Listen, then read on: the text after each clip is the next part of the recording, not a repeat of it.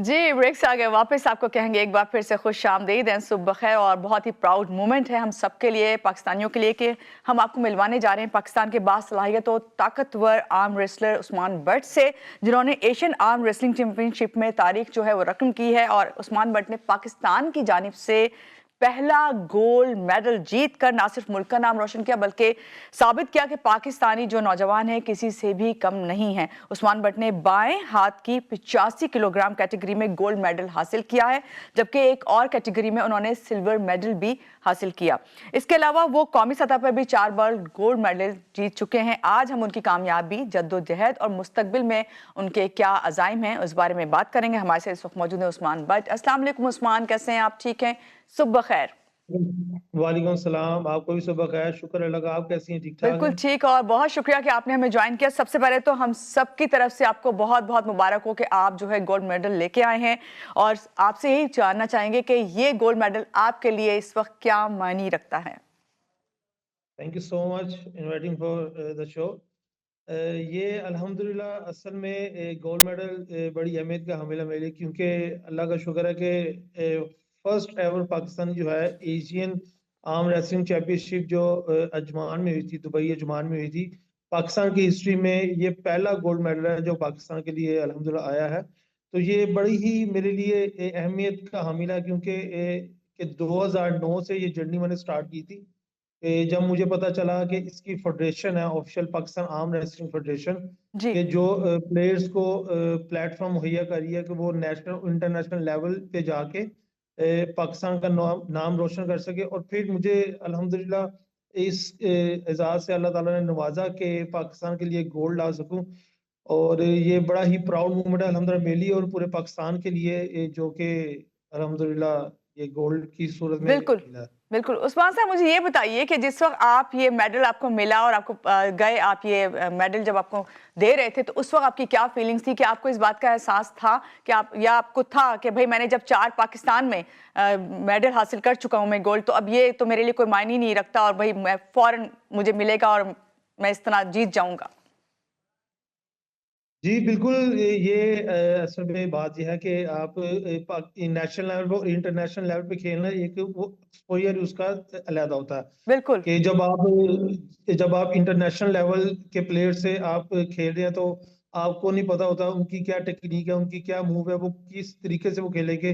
जी। Even के जब आप नेशनल लेवल पे खेलते हैं तब भी नहीं आपको किसी प्लेयर का पता होता, लेकिन आपको इतना तो होता आइडिया कि यार चलें इसकी पावर इतनी है तो मैं उसको इतने में टैकल कर लूंगा। लेकिन जब आप इंटरनेशनल लेवल पे जाके वो उन एथलीट के साथ compete करते हैं, तो वो उनका पावर और स्ट्रेंथ लेवल ही डिफरेंट होता है। और रही बात गोल्ड मेडल की, अल्हम्दुलिल्लाह मैं आपको बता दूं कि अब तक जो है फेडरेशन ने जो है 4 नेशनल्स, 12th एडिशन अभी रिसेंटली फखर पाकिस्तान का करवाया है, और 10th पंजाब करवा चुके हैं, और मल्टी नेशनल मल्टी जो है चैंपियनशिप करवा चुके हैं।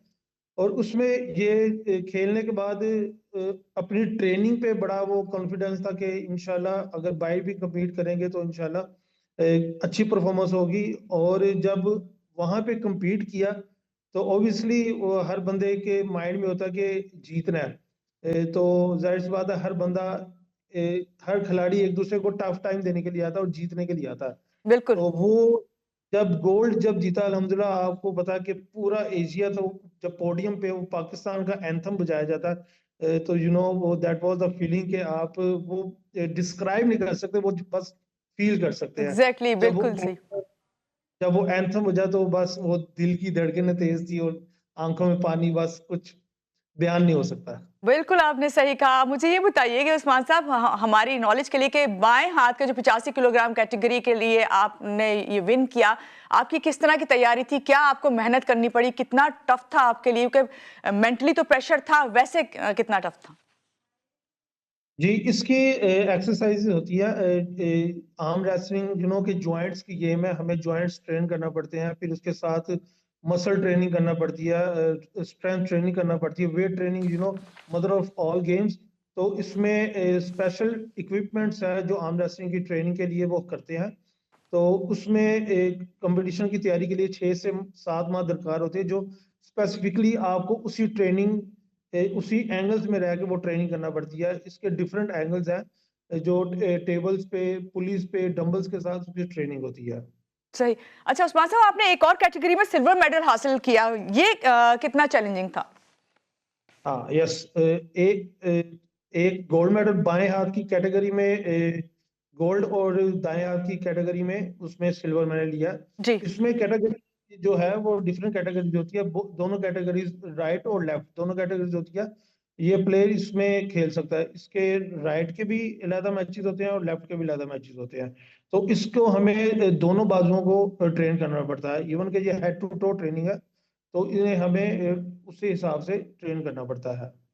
सही। 6 से 7 माह की ट्रेनिंग है, तो बहुत लंबी ट्रेनिंग है, यानी कि आप सारा साल तकरीबन ट्रेनिंग में ही लगे रहते हैं जब आप कहीं पे भी कोई मुकाबला करने जा रहे होते हैं। उस्मान साहब, कौमी सतह पर माशाल्लाह से आपने 4 गोल्ड मेडल जीते, उसके बाद बैनुल अक़वामी सतह तक का सफर कितना चैलेंजिंग था, क्या क्या आपको फेस करना पड़ा? जी बिल्कुल, it's a long journey from 2009 to 2025। ये 16-17 साल की जर्नी में जाहिर सी बात है कुछ भी आसान नहीं था। इतने तवील अरसे में इतनी हर्डल्स फेस करना पड़ी है, जी। और क्या हार्डशिप्स है ये, इसके पीछे जो है वो सारी एक मेहनत है। वो जो कि जो बंदा कर रहा होता है वो जानता है या उसका अल्लाह जानता है। एग्जैक्टली। जाहिर सी बात है बहुत चैलेंजिंग है, बहुत चैलेंजिंग थी। बहुत सी स्ट्रगल थी इसके पीछे। कुछ भी आप देखें ना कि इतने तवील अरसे में जब आपने अपना गोल, अपना फोकस आपने किया हो, तो बाकी चीजें जो है वो आपको सेक्रीफाइस करना पड़ती है। एग्जैक्टली। सेक्रीफाइस ये नहीं कि आप बीमार हो गया तो आप नहीं जा रहे। सेक्रीफाइस ये कि आपको अपनी फैमिली का टाइम निकालना पड़ता है, आपने कोई फंक्शन मिस करना पड़ता है। कि आपका जब फोकस बिग बिग एम हो तो आपको ये जो चीजें हैं, इधर उधर की चीजें फिर वो बॉदर नहीं करती। बस आप अपने फोकस पे डटे होते हैं कि बहुत आपने ये सही बात चीज की, और मेरे ख्याल से नौजवानों के लिए यही आपका मैसेज भी होना चाहिए कि अपना जो भी आपका गोल है उस पर फोकस रखेंगे तो आप कामयाब होंगे। बहुत शुक्रिया, उस्मान भट्ट हमारे साथ थे। यहाँ लेंगे एक छोटी सी ब्रेक के बाद वापस आते हैं, रहिएगा आप हमारे साथ।